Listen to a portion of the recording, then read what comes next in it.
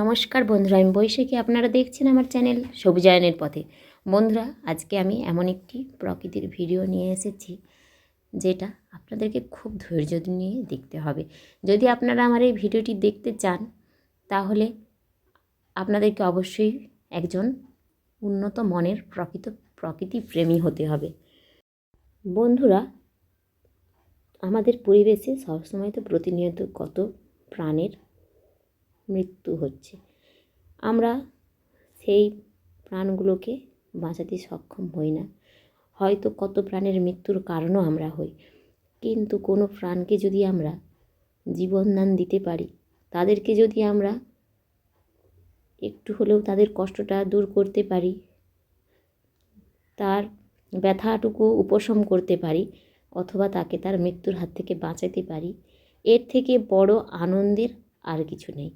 এ এক অসীম পাওয়া আমাদের জীবনে। আজকে ঘাটে কাচতে এসেছিলাম, এসে দেখলাম এই প্রজাপতিটা জলের মধ্যে পড়ে গিয়ে থরথর করে কাঁপছে। প্রজাপতিটাকে তো আমি এমনিতেই বাঁচাতাম, কিন্তু ভাবলাম এই মুহূর্তটাকে একটু আমি স্মৃতির পাতার তো সবসময় থাকে, একটু ক্যামেরাবন্দি করেই রাখি। যেহেতু এখন আমি ভিডিও দিচ্ছি, তাই লোভটা অবশ্যই হয়েছে যে এটাকে ক্যামেরাবন্দি করার। কারণ স্মৃতির পাতায় আমার এই কাজগুলো অবশ্যই আমার থাকে, কিন্তু চোখের সামনে তো আর থাকে না। অতীতটা অতীতই হয়ে যায়। অতীতকে ক্যামেরাবন্দি করে রাখলে আমাদের নিজেদেরও খুব ভালো লাগে। পরে যদি আমি এইটা দেখি তখন আমারও ভালো লাগবে। তাছাড়া এখন যেহেতু একটা চ্যানেল খুলেছি, তাই এটা সেই চ্যানেলে রাখার খুব ইচ্ছে আমার। বলতে পারেন এক প্রকার লোভ। সেই লোভ থেকেই আমি ক্যামেরা করছি, না হলে এটা ক্যামেরা করার ইচ্ছে ছিল না। আসলে নিজের এই ছোটো ছোটো কার্যকলাপগুলোকেও একটু ধরে রাখতে ইচ্ছে হয়। দেখুন বন্ধুরা, প্রজাপতিটাকে খুব আলতো হাতে আমি তুলে ওখান থেকে নিয়ে এসে রোদে দেওয়ার চেষ্টা করছি। প্রথমে আমি মূলো শাকের উপরে দিতে চেয়েছিলাম, কিন্তু দেখলাম ওখানে থাকতে চাইছে না। আবার এই টমেটো গাছটার উপর দিতে চাইছি, দেখছি এখানেও কিছুতেই থাকতে চাইছে না। আর দেখুন চারপাশে আরও কত রঙিন প্রজাপতি উড়ে বেড়াচ্ছে। আমাদের গ্রাম বাংলার এটাই এক অপরূপ পাওয়া, যে আমরা প্রকৃতির প্রত্যেকটি জীবকে কত সুন্দরভাবে চোখের সামনে প্রতিনিয়ত দেখতে পাচ্ছি। দেখুন বন্ধুরা, এই টমেটো গাছটার এক পাশে একটা প্রজাপতি কত সুন্দর বসে রয়েছে। তাই আমি চেষ্টা করছিলাম ওরই পাশে যাতে ওকে বসিয়ে দেওয়ার, কিন্তু ও কিছুতেই থাকছে না, আমার হাতের ডগাতেই রয়ে যাচ্ছে। তাই আমি আবারও পেঁপে গাছেই একে বসানোর চেষ্টা করছি। কেন জানি না, যখন আমি এই জীবগুলোকে এইভাবে কষ্ট পেতে দেখি আমার খুব কষ্ট লাগে। দেখুন, এতক্ষণে লক্ষ্য করলাম ভালোভাবে যে এর ডানাটা কোনো একভাবে কেটে গিয়েছে অথবা ছিঁড়ে গেছে। দেখুন কীরকম হয়ে গেছে। তাই ওখানটা আলতো হাতে পরিষ্কার করে দিচ্ছি। দেখছেন কীরকম, বুঝতেই পাচ্ছি খুব কষ্ট পাচ্ছে প্রজাপতিটা। এর সব থেকে সুন্দর পতঙ্গ প্রজাপতি। আমার তো দেখতে খুব ভালো লাগে। আপনাদের কার কেমন লাগে অবশ্যই জানাবেন। দেখছেন ডানাটা কতটা কেটে গিয়েছে। দেখুন, এবার এতক্ষণে রোদ লাগার পর একটু শরীরটা গরম হতে ও উড়ে চলে গেল। অনেকভাবে চেষ্টা করে ওকে একটু উড়াতে পেরেছি, কিন্তু ও আবারও দেখছি নিচে গিয়ে বসে পড়ছে। এখনও ঠিক মতো পারছে না, আর বেশিরভাগ সময়টা দেখছি একটু কাঁপছে। কতক্ষণ জলে পড়েছিল আমি তো জানি না। আমি যখন ঘাটকে যাই, ঘাটে কাচবো বলে নামছি, সেই সময় দেখলাম এর খুব খারাপ অবস্থা। অনেকভাবে একে সুস্থ করার চেষ্টা করছি। দেখলাম একটু উড়ে গেল, কিন্তু উড়ে এসে আবার মাটিতে পড়ে গেল। তাই আবারও একে আলতোভাবে তুলে নিলাম। দেখুন বন্ধুরা, কত সুন্দর আমার হাতের ওপর উঠে চলে আসছে। যতক্ষণ না একে ভালোভাবে রোদে দিয়ে শরীরটা এর গরম হচ্ছে, ততক্ষণ একে আমি যত্ন করব। যখন এ নিজে থেকে ওপরে আকাশে উড়ে যাবে, ততক্ষণ পর্যন্ত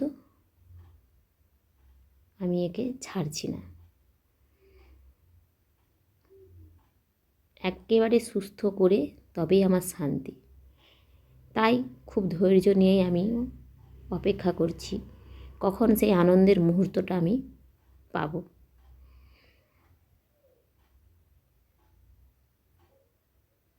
আর ওদিকে আমার এই কার্যকলাপগুলো আমার দেওরের মেয়েরা দেখছে।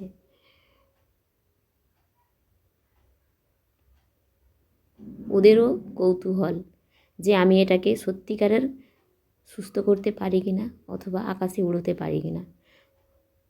ওরাও অপেক্ষা করে দেখে চলেছে।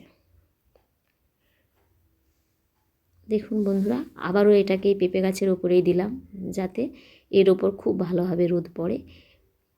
যেহেতু জলের মধ্যে ছিল, প্রচণ্ড পরিমাণে ঠান্ডা লেগে গেছে, আর ওর ডানাটা তো কেটেও গিয়েছে। আর দেখছেন এই পাশে কত রকমের প্রজাপতি উড়ছে। প্রকৃতির এই দৃশ্য, এর মতো ভালো লাগা আর কিসেও খুঁজে পাই না আমি। একটা গাছের ডাল ছিঁড়তেও আমার কষ্ট লাগে, একটা গাছের ফুল তুলতে তো আরও কষ্ট লাগে। কিন্তু যেহেতু আমরা খাদক শ্রেণীর প্রাণী, তাই আমাদের পরিবেশে টিকে থাকার জন্য, আমাদের খাদ্যের জন্য আমাদেরকে না চাইলেও অনেক কিছুই করতে হয়। এই যেমন শাকসবজি তুলে খেতে হয়, ফলমূল ছিঁড়ে খেতে হয়, আবার মাছ মাংসও খাই আমরা। এগুলো আমাদের ইচ্ছে না থাকলেও আমাদেরকে করতে হয় বাঁচার জন্য। বাঁচার তাগিদে অনেক কিছুই করতে হয়, সেটা মন চাক বা না চাক। তবুও আমরা তো প্রকৃতিকে ভালোবাসি। প্রকৃতিকে ভালোবাসার মতো ভালোবাসা আর কিছুই নেই। প্রকৃতি আমাদের মা। এই প্রকৃতির কাছ থেকেই আমরা প্রতিনিয়ত সব কিছু শিখি।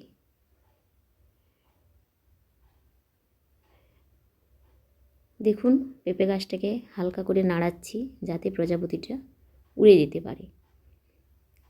দেখছেন আমি নিচের থেকে ওর ডালটাকে আস্তে আস্তে নাড়িয়েই চলেছি। আসলে আমিও অনেক অপেক্ষা করছি কিভাবে এটা উড়ে যায় এবং আমি সেই আনন্দের মুহূর্তটা উপভোগ করতে পারি, আমার সেই জয়োল্লাস।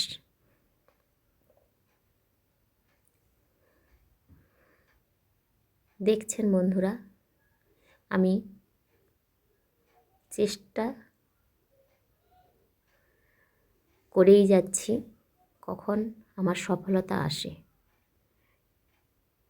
ব্যর্থ হতে শিখিনি আমি, হারতেও শিখিনি কখনো।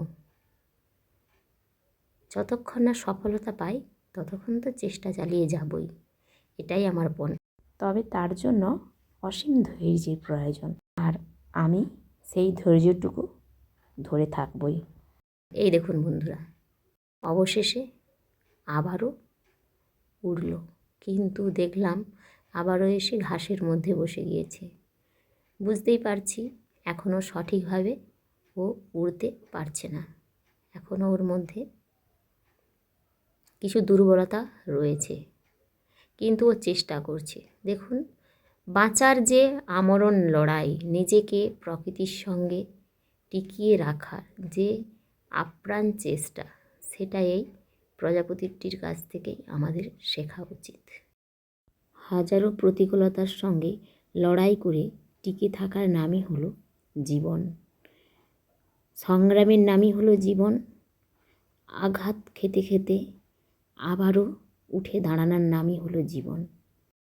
বারংবার পড়ে গিয়েও মনোবল না ভেঙে পুনরায় উঠে দাঁড়িয়ে শক্ত হয়ে মজবুত হয়ে নিজেকে সফলতা অর্জনের পথে এগিয়ে নিয়ে যাওয়াই হলো আসল কথা।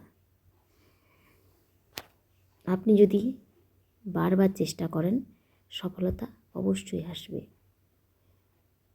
আমিও পেয়েছি সফলতা, জয়োল্লাস পেয়েছি। এই দেখুন, আর কয়েক মুহূর্তের মধ্যেই আপনারা সেইটুকু দেখতে পাবেন। আজকের মতো আমার ভিডিওটি এখানেই শেষ করছি। আপনারা সবাই ভালো থাকবেন, সুস্থ থাকবেন। সবুজের সঙ্গে থাকবেন। দেখলেন, এই দেখুন আমার সফলতা।